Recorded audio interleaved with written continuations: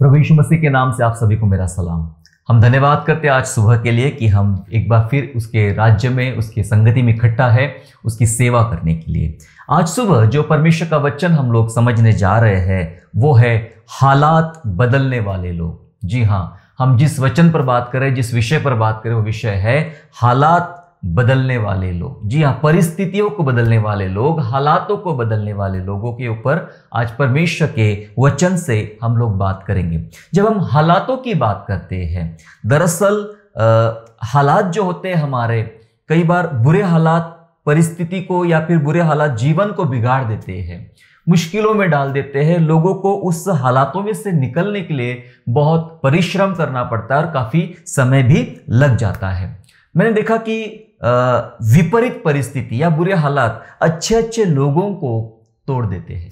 जी हाँ, आप कितने भी शक्तिशाली हो, मजबूत हो, दिमाग से, मन से, आत्मा से, धन से, अन्य अलग अलग बातों से, शरीर से, लेकिन कई बार जब हालात बिगड़ना शुरू हो जाते हैं, मुश्किलें आना शुरू हो जाती है, समस्या उग्र रूप धारण कर लेती है, तब ऐसा होता है कि अच्छे अच्छे लोग टूट जाते हैं और बिखर चले जाते हैं। लेकिन इसका मतलब ऐसा नहीं है कि परमेश्वर ऐसा होने देता है, या इसका मतलब ऐसा नहीं कि परमेश्वर ऐसा चाहता है कि आपके साथ में हमेशा नुकसान हो, तकलीफें हो, विपत्तियां आए और मुश्किलें आए। ऐसा हमेशा प्रभु नहीं चाहता है। बहुत अलग अलग केस में अलग अलग तरीके से परमेश्वर ने काम किया है, प्रभु ने अलग अलग तरीके से बात किया है। लेकिन आज हम प्रभु के वचन से जानेंगे कि जब हम ऐसे हालातों में आते हैं, वो हालातों का कारण कुछ भी हो सकता है, लेकिन परमेश्वर उन हालातों में से आपको निकालना चाहता है। आपको उन परिस्थिति में से, उन खराब परिस्थिति में से परमेश्वर निकालना चाहता है। और उसने कुछ बातें बताई है, उसने कुछ चीजें बताई है, जिस बातों पर आज हम प्रभु के वचन से मनन करेंगे, अध्ययन करेंगे। दरअसल परमेश्वर के लोग अपनी हालातों के लिए खुद जिम्मेदार होते हैं। जी हाँ, खुद जिम्मेदार होते हैं अपनी हालातों के लिए। यानी जो हालात उनके जीवन में चल रहे हो, चाहे अच्छे चाहे बुरे। जी हाँ, अच्छे हालातों से वे गुजर रहे हो या बुरे हालातों से उनको गुजरना पड़ रहा है, लेकिन कहीं ना कहीं अगर हम ध्यान से उनके जीवन का निरीक्षण करें तो हमें समझ में आता है कि कहीं ना कहीं वे अपने हालातों के लिए खुद जिम्मेदार हैं। उदाहरण के तौर पर प्रभु यीशु मसीह के चेले, 12 चेलों में से 2 चेलों की अगर हम बात करें, यहूदा इस्करियोती और पतरस के बारे में बात करें, तो यहूदा इस्करियोती ने पाप किया, अपराध किया। कई सारे केसेस में, कई सारे बातें में पतरस ने भी पाप किया या अपराध किया। सो यहूदा इस्करियोती ने जो पाप किया, प्रभु यीशु मसीह को फंसा दिया, बेच डाला, और उसके बाद जो उसके हालात हुए वो परेशान हो गया। उसे समझ में आ गया कि मैंने गलत किया है, लेकिन उसने सही रास्ता नहीं अपनाया, उसने गलत रास्ता अपनाया। उसने गलत रास्ता अपनाया, उसने सुसाइड कर लिया, उसने आत्महत्या कर लिया और अपना जीवन बर्बाद कर लिया और अपने जीवन को मुश्किल में डाल दिया। ये वो जो हालात उसके जीवन में आए यहूदा इस्करियोती के, वो उस हालातों के लिए खुद जिम्मेदार है। हालांकि रास्ता था, रास्ता बदलने का रास्ता था, परमेश्वर ने एक मार्ग पहले से बता के रखा है, और वो सारे मन फिराव के सुसमाचार यहूदा इस्करियोती ने भी सुने होंगे जब प्रभु यीशु मसीह लोगों से बात करते थे। अब पतरस की अगर हम बात करें तो पतरस के जीवन में भी ऐसा हुआ कि पतरस ने भी बहुत सारी बार हम देखते हैं कि उसने गलतियां किया। कई बार वो मलकुस का कान काटने की गलती हो, या तुरंत भावनाओं में आकर कहने की गलती हो कि प्रभु जी आप मरने की बात मत कीजिए। प्रभु ने कहा कि तू ए शैतान मेरे सामने से दूर चला जा। फिर वो मुर्गे के बांग देने से पहले उसने 3 बार प्रभु यीशु मसीह का इनकार किया। ऐसे बहुत से बातें उसके साथ हुई, या पानी पर चलने वाली जो बातें थी वो सारी बातें हुई उसके साथ में। लेकिन उसने क्या किया? उसने यहूदा के समान जाकर सुसाइड नहीं किया, आत्महत्या नहीं किया। उसने अपने हालातों को बदलने के लिए उसने सीधा रास्ता अपनाया। वो सीधा प्रभु यीशु मसीह के पास गया, पापों की क्षमा मांगा, पश्चाताप किया, उसने अपना जीवन बदल डाला। और उसी की वजह से प्रभु यीशु मसीह ने उसको एक बड़ा सेवक बनाया, कलीसिया का संस्थापक बनाया, कलीसिया को बढ़ाने वाला, चेलों को, प्रेरितों को या फिर विश्वासियों को आगे ले जाने वाला एक मुख्य अगुवा पतरस को बनाया था। हमने देखा कि पतरस के जीवन में जो हालात आए, पहले बुरे हुए, बाद में वो कैसे बदल गए। उसके लिए जिम्मेदार पतरस था। उसने सही मार्ग अपनाया जो परमेश्वर ने बताया था। लेकिन यहूदा इस्करियोती ने भी पाप किया, लेकिन वो पलट कर नहीं आया, वो पश्चाताप के साथ लौट कर नहीं आया। उसने पाप किया, अपराध किया, आत्महत्या करने का उसने अपराध किया। कई बार हमारे जीवनों में जो हालात आते हैं, परिस्थितियां आती है, कई बार उन हालातों के लिए हम जिम्मेदार होते हैं, चाहे वो अच्छी बातों के लिए, चाहे वो बुरी बातों के लिए। लेकिन आज परमेश्वर के वचन से जानेंगे कि जब ऐसे हालात जीवन में निर्माण हो जाते हैं, परिस्थितियां कठिन खड़ी हो जाती है, तो उन परिस्थितियों को कैसे हराया जा सकता है, हालातों को कैसे बदला जा सकता है। आइए मेरे साथ परमेश्वर के वचन को निकालेंगे, मेरे साथ निकालेंगे साम चैप्टर 84 एंड वर्स 4 to 7। भजन संहिता अध्याय 84 हम लोग निकालेंगे और वचन 4 से लेकर वचन 7 तक हम लोग पढ़ेंगे। जहाँ इस प्रकार लिखा है, क्या ही धन्य है वे जो तेरे भवन में रहते हैं, वे तेरी स्तुति निरंतर करते रहते हैं। क्या ही धन्य है वह मनुष्य जो तुझसे शक्ति पाता है, और वे जिनको सियोन के सड़क की सुधि रहती है। सुनिए, पहले 4 और 5 वचनों में ऐसे लोगों के बारे में बताया गया है। धन्य है वे लोग जो तेरे भवन में रहते हैं और निरंतर तेरी स्तुति करते हैं। और वो मनुष्य जो परमेश्वर से शक्ति पाता है और सियोन के सड़क की उसको सुधि रहती है। इसका मतलब एक ऐसे जन की बात कर रहा है जो परमेश्वर के स्तुति करने से प्रसन्न है, जो अपने आप को परमेश्वर के भवन में पाता है, जो अपनी आप को परमेश्वर के करीब पाता है, यानी संतुष्ट है वो परमेश्वर से। या दूसरी भाषा में ऐसा कह दूं कि परमेश्वर उस व्यक्ति से संतुष्ट है ना, उसकी धार्मिकता से संतुष्ट है, उसके विश्वास से संतुष्ट है। ऐसे व्यक्ति की बात हो रही है। अब उस व्यक्ति जो विश्वासी है, परमेश्वर पर भरोसा करता है, आज्ञा पालन करता है, पवित्र जीवन जीता है, अब उस व्यक्ति के बारे में आगे लिखा गया है 6 वचन में। सुनिए, 6 वचन में लिखा है, वे रोने की तराई में जाते हुए उसको सोतों का स्थान बनाते हैं। ऐसे लोग जो परमेश्वर में प्रसन्न है, परमेश्वर को प्रसन्न करते हैं, ऐसे लोग रोने की तराई में जाते हुए, कई बार इनको रोने की तराई में जाना होता है, या जब तकलीफ है, विपत्तियां है, पीड़ाएं है, वहां से गुजरना पड़ता है। रोने की तराई में जाते हुए उस स्थान को, उस तराई को, रोने की तराई को सोतों का स्थान बनाते हैं। हालेलुया। सोतों का स्थान, झरनों का स्थान, जी हां, सोतों का, झरनों का स्थान बनाते वे लोग जो रोते हुए वहां पर जाते हैं, रोने की तराई में गुजरते हैं।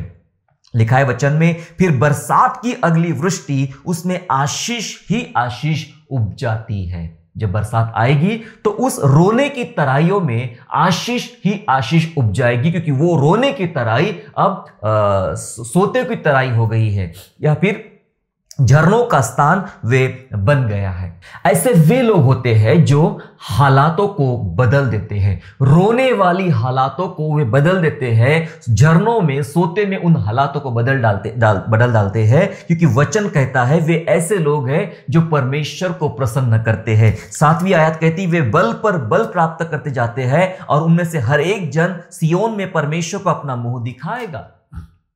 रोने की तराइयों को बदलने वाले लोग। हालेलुया। क्या आपके जीवन में ऐसी तराइयों से आप गुजर रहे हो जो तराई को रोने की तराई बोला गया है? रोने का तराई, एक ऐसी सिचुएशन से आप गुजर रहे हो कि आपकी हालात अब आपके हाथ में नहीं है, आपकी परिस्थितियां आपके हाथ में नहीं है, आप मुश्किलों से गुजर रहे हो, आप चिंताओं से गुजर रहे हो, आप आर्थिक तकलीफों से गुजर रहे हो, बीमारी से गुजर रहे हो, परिवार की हालातों को देखते हुए, मुश्किलों को देखते हुए उन मुश्किलों से आप गुजर रहे हो और आपको नहीं समझ में आ रहा कि अब इसमें से कैसे बाहर निकला जा सकता है। लेकिन वचन हमें सिखाता है, जो लोग परमेश्वर से प्यार करते हैं, जो लोग परमेश्वर की आज्ञा का पालन करते हैं और प्रभु को प्रसन्न करते हैं अपने जीवन से, ऐसे लोगों के विषय में लिखा गया है, वे रोने की तराई में जाएंगे, अर्थात वे समस्याओं में जाएंगे, लेकिन समस्याओं को बदलना उनको आता है। रोने वाली बातों को वे झरनों की बातों में, यानी दुख की बातों को आशीष में बदलना कैसे है वे उनको जानते, ऐसा लिखा है। वे जाते हुए उनको सोतों का स्थान वे बनाते हैं, ऐसा लिखा है।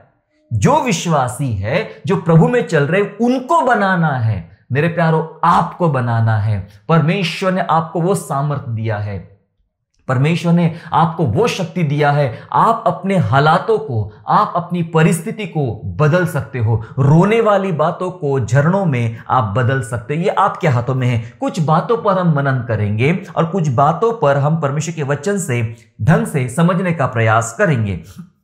3 बातें मुख्य रूप से मैं आज आपके सम्मुख रखना चाहता हूं, और वो बातें इस प्रकार से है कि परमेश्वर के लोग अपने हालात कैसे बदलते हैं। जी हां, कैसे बदलते। मुझे पता है कि ये बातें जानने के बाद हो सकता है कि आपके हालातों में बहुत सारी बातों में सुधार आना शुरू हो सकता है। जिन मुसीबतों से, जिन तकलीफों से आप गुजर रहे हो, वहां परिवर्तन आना, वहां सुधार आना शुरू हो सकता है और परमेश्वर करना चाहता है।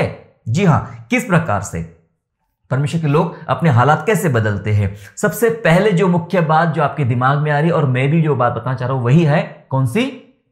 दुआएं, प्रार्थनाएं। जी हां, दुआओं की बात कर रहा हूं, प्रेयर की बात मैं कर रहा हूं, और बात कर रहा हूं आज दुआएं दृश्य को बदल देती है। दुआएं दृश्य को बदल देती है, मतलब prayers change the scenes, prayer change the scene, यानी जो दृश्य है, जो चित्र है, जो परिस्थिति है, उसको प्रार्थना बदल देती है। अब आप कहेंगे कि ऐसी बात नहीं है, हम तो रोज दुआ करते हैं, बिना भूले हम लोग रोज प्रार्थना करते हैं, परंतु उसके बावजूद भी ऐसे हालात आपके जीवन में गुजर रहे। इसका मतलब यह है कि आपकी दुआओं में, आपकी प्रार्थनाओं में कुछ विशेष बातों की कमी है, कुछ विशेष बातों की कमी है। कैसे? क्योंकि दुआओं का काम ही एक है। प्रार्थनाओं के बारे में बाइबल बताती है कि प्रार्थनाएं आपकी जिंदगियों को, आपकी परिस्थिति को बदल देती है, और बदला है। बाइबल इस बात की गवाह है। उत्पत्ति से लेकर प्रकाशित वाक्य तक जब हम पढ़ते हैं तो पता चलता है इसमें असंख्य ऐसे लोग आते हैं जिनके जीवनों में परमेश्वर ने काम किया, जिनके जीवनों को परमेश्वर ने बदल डाला। उनकी दुआओं ने, उनकी प्रार्थनाओं ने उनके जीवन को बदल डाला। बाइबल के अलावा हम बहुत सारी गवाहियां सुनते हैं, बहुत सारे मिशनरियों की बातें सुनते हैं, बहुत सारे प्रचारकों की बातें सुनते हैं, और हमें समझ में आता है कि सचमुच दुआएं परिस्थिति को बदलती है। दुआएं जो होती है वो दृश्य को बदल देती है। तो क्या कमियां हैं, वो कमियों को हमें जांचना पड़ेगा, अपनी कमियों को निकालना पड़ेगा, और उसके बाद एक ऐसी दुआएं, जो दुआएं सचमुच चमत्कार लाती है, एक ऐसी दुआएं जो आपके हालातों को बदल देती है। कैसे? चलिए याकूब की पत्री निकाल लेंगे हम लोग, मेरे साथ निकाल लेंगे याकूब की पत्री, और हम निकालेंगे याकूब की पत्री का उसका 5वां अध्याय, James chapter 5 and verse 17 and verse 18। Yakub 5वां अध्याय 17 और 18 वचन इस प्रकार कहता है, सुनिएगा। एलिया भी तो हमारे समान दुख सुख भोगी मनुष्य था। ऐसे भक्त की बात हो रही जिसको हमारे साथ, एक आम आदमी के साथ रिलेट किया जा रहा है। एलिया हमारे समान दुख सुख भोगी इंसान था, साधारण आदमी था, हमारे जैसा ही था। उसके लाइफ में भी सुख आते थे और उसके लाइफ में भी दुख आते थे। दुख सुख भोगी इंसान था, और उसने गिड़गिड़ा कर प्रार्थना की कि मेह ना बरसे, बारिश नहीं होना चाहिए, और 3.5 वर्ष तक भूमि पर मेह नहीं बरसा। उसने दुआ किया था नहीं बरसना चाहिए, क्योंकि परमेश्वर कुछ वहां के लोगों को, उस राजा को, उस शहर को कुछ सिखाना चाह रहा, अपनी ओर खींचना चाह रहा, अपनी ओर तैयार करना चाह रहा, और उस बात के लिए परमेश्वर अपने नबी एलिया का इस्तेमाल किया।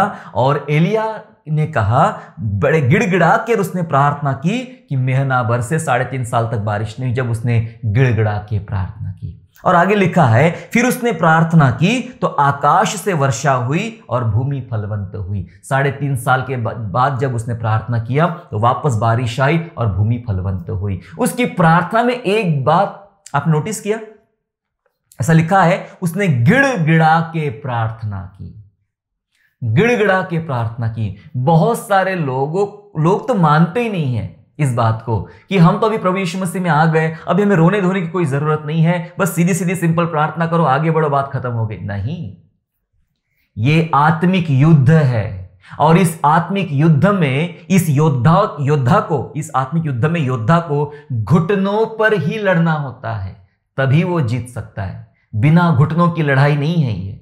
घुटनों पर आना, घुटनों पर लड़ना, रोना, गिड़गिड़ाना, ये वो बातें हैं जो आपकी हालातों को बदल देती है। हम देख रहे यहां पे कि जो दृश्य था, अकाल का दृश्य सुकाल में बदल गया। 3.5 साल तक बारिश ने तो मुश्किलें बढ़ गई थी, वहां पे अकाल जैसा हालात बन गए थे। वो दृश्य बदल गया एलिया की प्रार्थना के द्वारा। जी हां, क्या आपकी प्रार्थना में वो गिड़गिड़ाना है? या एक मैं ऐसी बात पूछूं आपसे, क्या आखिरी बार आपको याद है कभी आप रोए थे दुआ में, गिड़गिड़ाए प्रभु के सामने? आपका गिड़गिड़ाना मानो कोई ऐसा हो, कोई नशेड़ी व्यक्ति है ना। हन्ना जब भवन में आई, प्रभु के भवन में आई, तो एली याजक बोलता है कि सुबह सुबह ये औरत पीकर आ गई है, क्योंकि उसके गिड़गिड़ाना इतना अद्भुत था कि वो पहचान नहीं पाया कि साधारण तौर पे गिड़गिड़ा रही है, रो रही है, या सचमुच कोई नशा करके आई है। गिड़गिड़ाना वो होता है जहां आपका हृदय, मन, आत्मा टूट जाते हैं और आपको मालूम होता है कि एक ही मार्ग है, परमेश्वर वो मार्ग है जो मेरे जीवन को, मेरे हालातों को बदल सकता है, और उसके सामने हमने गिड़गिड़ाना आना चाहिए, हमने रोना है, दुआ करना है। ये दुआ ही आपके जीवन के दृश्य को बदल सकती है। दुआ, दुआ और दुआ। कोई कहता है क्या क्या क्या, मैं कहता हूं दुआ दुआ दुआ, प्रार्थना प्रार्थना, और प्रार्थना ही बदलती, बाकी कुछ नहीं बदलता है। और वो प्रार्थना गिड़गिड़ाने वाली प्रार्थना होती है। हालात बदले जा सकते हैं, अकाल को सुकाल में, सुकाल को अकाल में बदल दिया गया यहां पर, और सिर्फ वो गिड़गिड़ाने वाली प्रार्थनाओं के द्वारा। लेकिन हम ऐसा हमें करना तो है, करना चाहते भी है बहुत सारे लोग, लेकिन समस्या कुछ ऐसी है, समस्या ऐसी, कलीसिया कुछ भूल रही है। जी हां, कलीसिया कुछ भूल रही है। क्या भूल रही है कलीसिया, पता है आपको? चले मेरे साथ में यिर्मयाह नबी की पुस्तक में चले, और वहां हमें इसका क्लियर उत्तर समझ में आता है। यिर्मयाह नबी की पुस्तक और निकालेंगे उसका अध्याय 50 और वचन 6, यिर्मयाह चैप्टर 50 एंड वर्स 6, जहां इस प्रकार से लिखा है, मेरी प्रजा खोई हुई भेड़े है। परमेश्वर कहता है मेरी प्रजा खोई हुई भेड़े है, उनके चरवाहों ने उनको भटका दिया है, उनके चरवाहों ने उनको भटका दिया है। और वे लिखा है, और पहाड़ों पर भटकाया है, वे पहाड़ पहाड़ और पहाड़ी पहाड़ी घूमते घूमते अपने बैठने के स्थान को भूल गई है। चरवाहों ने उनको भटका दिया है। आज कई कलीसिया, आज कई विश्वासी लोग अलग अलग बातों की वजह से भटक गए हैं। उन्होंने अपने अपने लिए नबी या प्रोफेट या भविष्यवक्ता या अगुवे या प्रचारक चुन लिए। मैं सिर्फ इसकी सुनता हूं, मैं सिर्फ इनकी सुनता हूं, मुझे यही अच्छा लगता है। क्यों अच्छा लगता है भाई? मुझे इनका सुनना अच्छा लगता है। अपने अपने प्रचारक, अपने अपने नबी, अपने अपने सेवक, अपने अपने पास्टर, अपने अपने प्रीचर हम लोगों ने चुन लिए हैं, और हमने अपने अपने सिद्धांत बनाए हैं, अपने अपनी डॉक्ट्रिन बनाई है हम लोगों ने, और उसी के अनुसार हम चलने का प्रयास कर रहे हैं। कोई कहता है ये सही है, कोई कहता है वो सही है, कोई कहता है ऐसा, कोई कहता है वैसा। हमने बहुत सारी कल्पनाएं करना, बहुत सारी बातें करना, और बहुत सारी अलग अलग विचित्र शिक्षाओं को सीखना हमने शुरू कर दिया है। लेकिन क्या भूल गए हैं? एक बात भूल गए जो परमेश्वर बता रहा है। वो सब यहां वहां, वहां से वहां, वहां से वहां घूम रहे हैं। कोई कहता है ये ऐसा करो, वैसा करो, लेकिन एक बात भूल गए, अपने बैठने का स्थान, अपने बैठने की जगह मेरी भेड़े भूल गई है। कौन सी है हमारी बैठने की जगह? हमें प्रभु ने यहां से वहां घूमने के लिए नहीं, उसके चरणों में बैठने के लिए बुलाया है। और बैठने की जगह का मतलब होता है वे दुआएं, वो प्रार्थनाएं करने के लिए प्रभु के पास बैठना, उसके वचन का मनन करने के लिए, अभ्यास करने के लिए उसके पास बैठना और उसकी सुनना। ये होता है परमेश्वर के पास बैठना। और वही बैठने के स्थान को हम भूल चुके हैं। हम सब काम कर रहे हैं, लेकिन हम दुआ नहीं कर रहे हैं। हम सब कुछ सोचते हैं, इसके उसके बारे में प्रचार करने बोल दो, चर्चा करने बोल दो, बुराइयां निकालने बोल दो, ये करने बोल दो, वो करने बोल दो, यहां की वहां की बातें करने बोल दो, तो हम सारा टाइम बोल सकते हैं, सारा दिन बोल सकते हैं। लेकिन जहां बात वचनों की आती है, जहां बात दुआओं में बैठने की आती है, तो हमसे वो बनता नहीं। 5 मिनट के ऊपर दुआ होती नहीं, 10 मिनट के ऊपर वचन पढ़ना होता नहीं, और प्रभु के साथ वो बैठकर वो संबंधों को स्थापित करना, वो घनिष्ठता को लाना होता नहीं है। आज कलीसिया ये भूलती चली जा रही है। इसलिए वचन कहता है कि मेरे लोग, मेरी भेड़ें अपने बैठने के स्थान को भूल चुकी है। जी हां, दुआ ही आपके दृश्य को, आपके परिस्थिति को बदल सकती है, और वही करने के लिए हमारे पास समय नहीं है। हालात कैसे बदलेंगे फिर? हमने सारे शहर को चिट्ठी लिख दी, ये प्रचारक का नंबर निकाल के उसको फोन किया, यहां चिट्ठी लिखी, वहां मेल किया, वहां बात किया, तुम प्रेयर करो, तुम प्रेयर करो, तुम प्रेयर करो। लोग गिड़गिड़ाते हैं, एक बार फोन पे प्रार्थना कर दो, एक बार हमारे लिए ये प्रार्थना कर दो। चलो ठीक है साहब, प्रार्थना कर देंगे वो। मैं आपसे पूछता हूं, उनको फोन करने से पहले, उनको चिट्ठी लिखने से पहले, उनको निवेदन देने से पहले मैं आपसे पूछूं, आपने कितनी प्रार्थना किया है? आप कितने घंटे प्रभु के पास घुटनों पर बैठे हैं? आप कितने समय तक प्रभु के वचनों के साथ लिपटे रहे हैं? कितना समय आपने बिताया? हम हमारा समय बचाना चाहते, दूसरों पर अपनी जिम्मेदारी सौंपना चाहते। क्या पता प्रार्थना करते हैं कि नहीं करते दूसरे लोग हमारे लिए।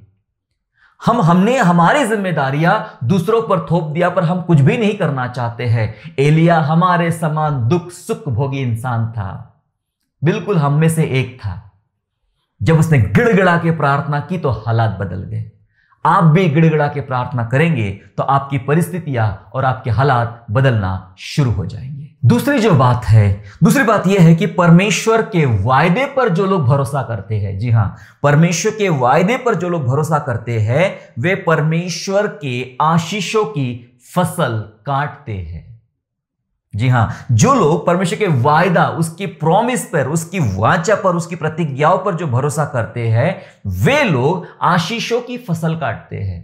कैसे? अपने जीवन के उन हालातों को वो बदल डालते हैं जिनके घरों में आशीष नहीं होती है। आशीष कैसे पाते वे लोग?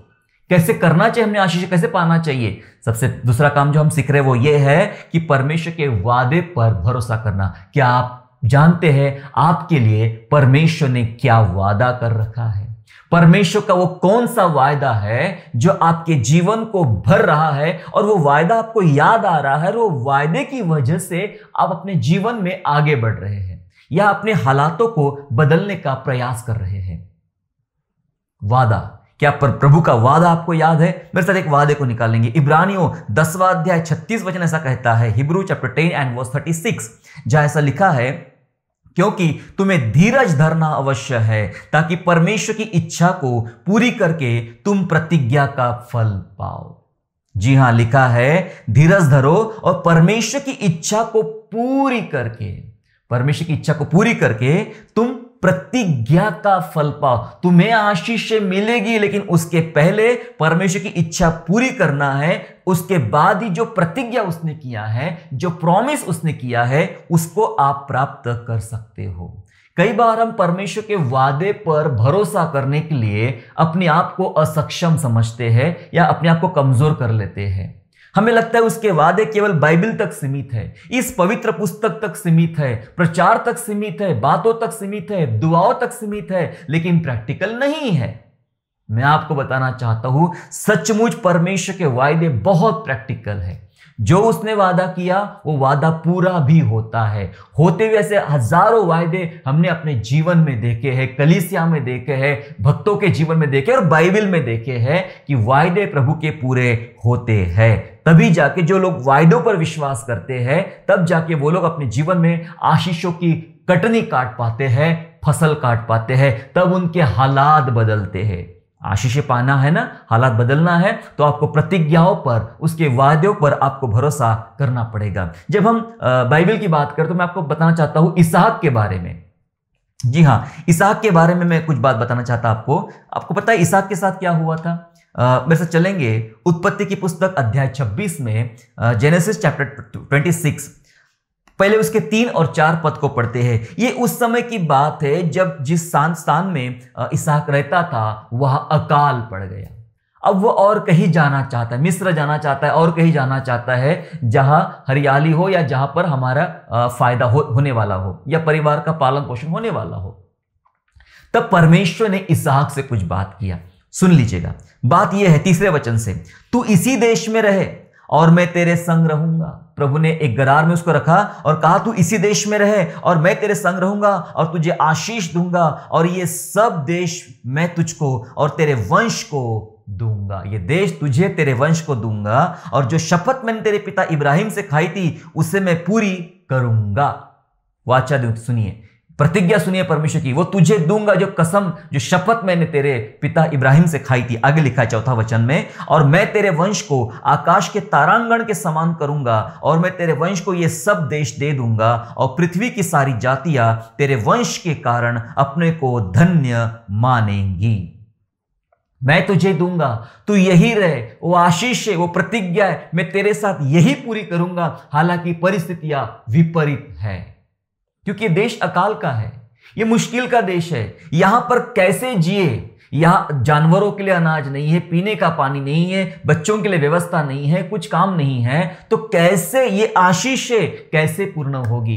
कई बार हमारे सामने ऐसा ही सवाल आके खड़ा हो जाता है कि प्रभु बाइबल की बातें तो बहुत ही बड़ी बड़ी है, वचन तो बहुत ही बड़े बड़े हैं, प्रचारक लोग तो बातें ही बहुत बड़ी बड़ी करते हैं, पर परिस्थितियां ऐसी नहीं है हमारे घरों में, हमारे शहर में, हमारे गांव में, हमारे समाज में परिस्थितियां बहुत उल्टी है, बहुत अलग है। इसको कुछ भी करेंगे तो इसको बदला नहीं जा सकता है, ऐसा कहने वाले बहुत लोग हैं। या इसहाक के साथ देखिएगा, परिस्थितियां बहुत विपरीत है, हालात बहुत कठिन है, लेकिन उन कठिन हालातों में परमेश्वर का वचन उसे प्रतिज्ञा याद दिलवा रहा है।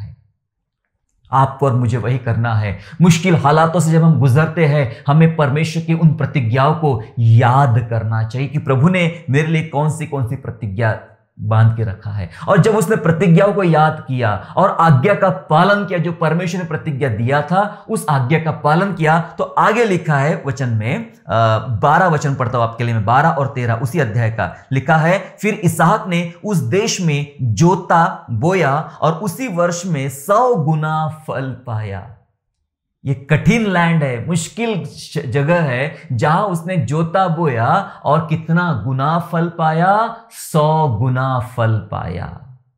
100 गुना किसको कहते हैं आप समझ रहे हैं? आप मान के चलो उसने 1 किलो अनाज बोया है तो 100 किलो काटा है, इसको कहते हैं 100 गुना।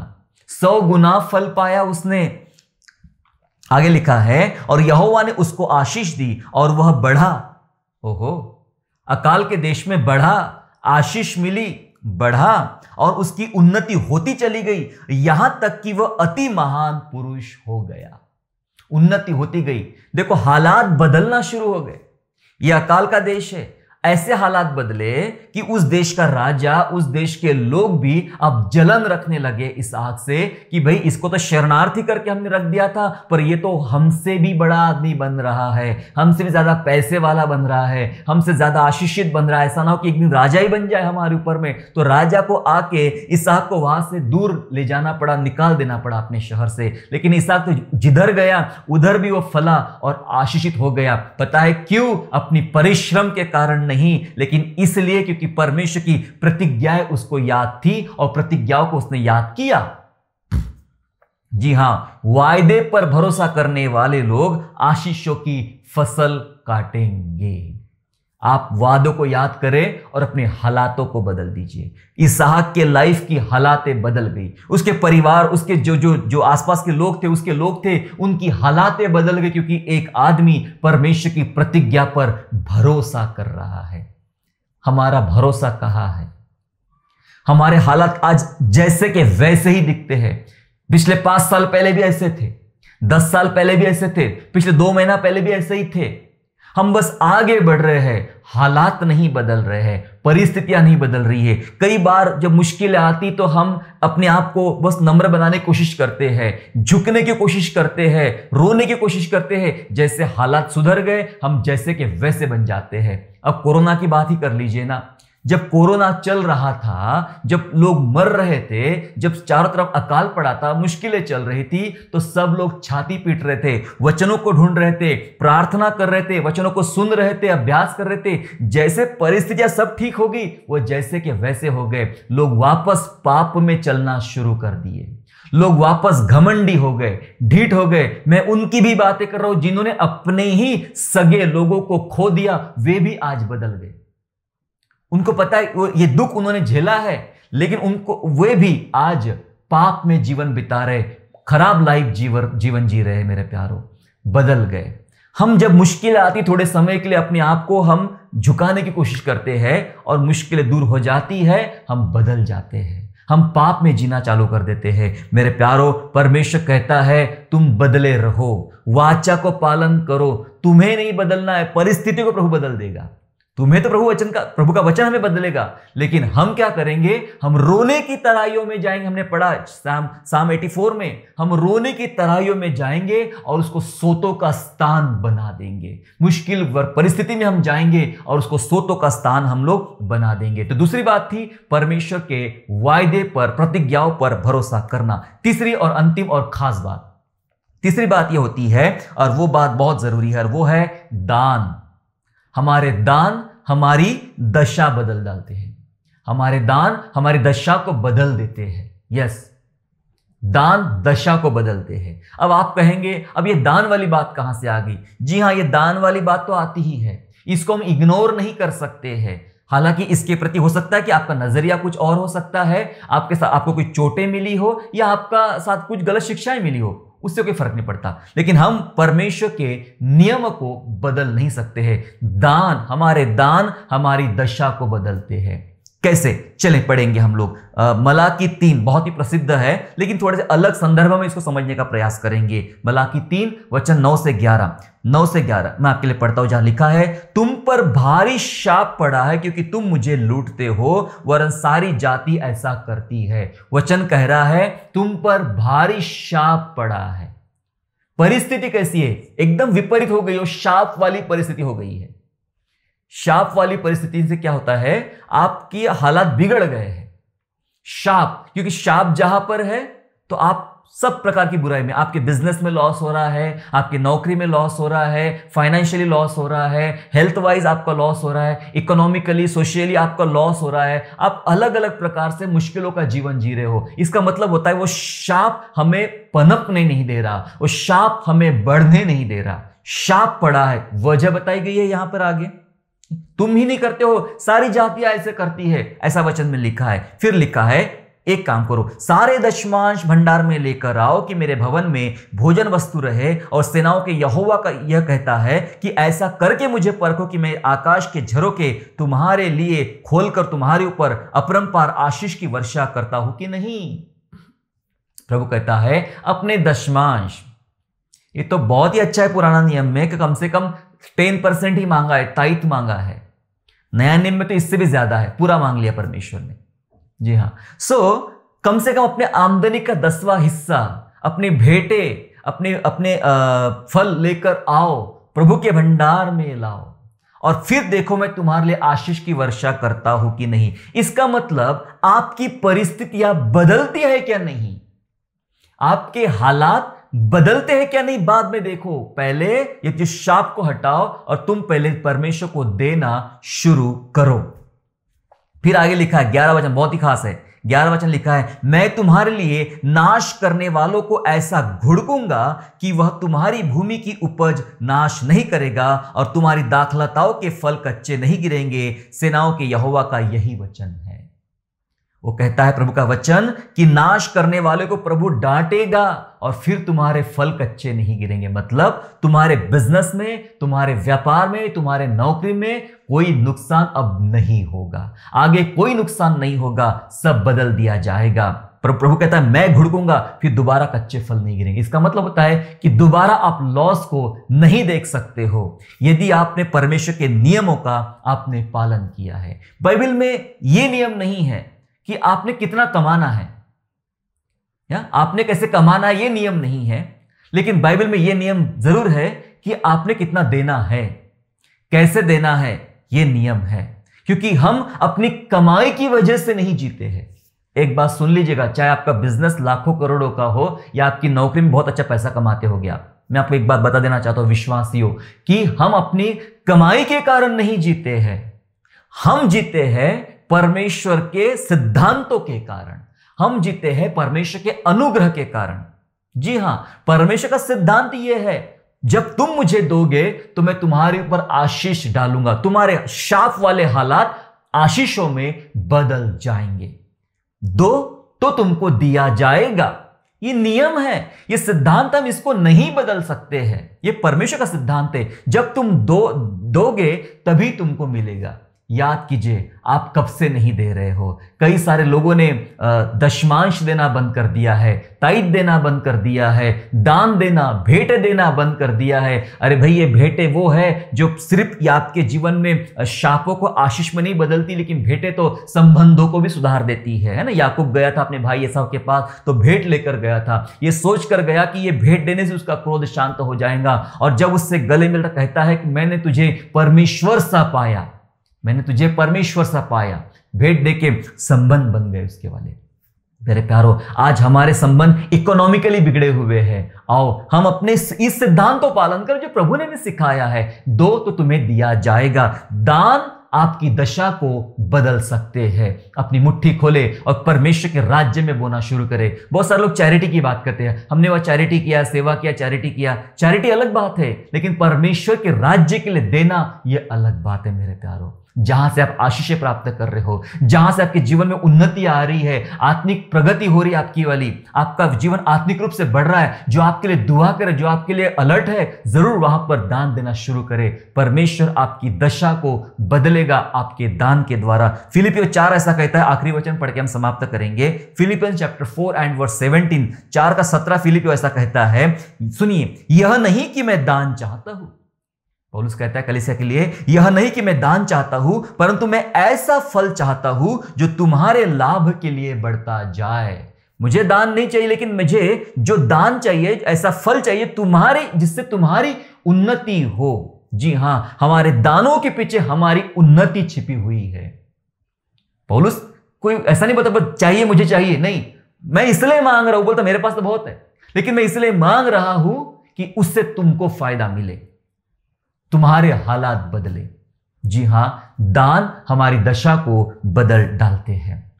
ऐसे कुछ बातें आज हमने सीखा कि हालात बदलने वाले लोग कैसे होते हैं और वे क्या करते हैं। हमने सीखा कि दुआएं दृश्य को बदल डालती है, दुआएं दृश्य को बदल देती है, इसलिए आपकी दुआएं गिड़गिड़ाने वाली होना चाहिए। आपके लाइफ में जो दृश्य है, ये चित्र है, ये बदल जाएगा, चाहे किसी भी हालात से आप क्यों ना गुजर रहे हो।